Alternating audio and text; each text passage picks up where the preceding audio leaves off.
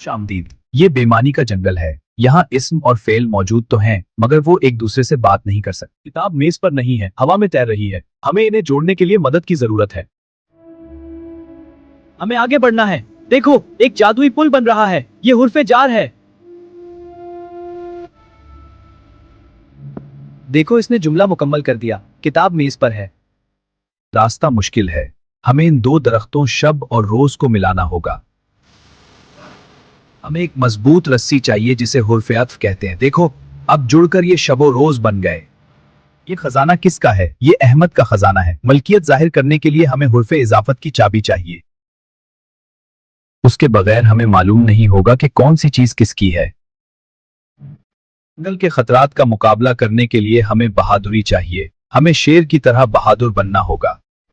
ये हुर्फे तशबीह का जादू है जो हमें दूसरों की तरह बनाता है। रुको, रास्ता बंद है। पत्थर का मुहाफिज सवाल पूछ रहा है। रास्ता खोलने के लिए हमें भी सवाल पूछना होगा। तुम कौन हो और ये रास्ता कहाँ जाता है?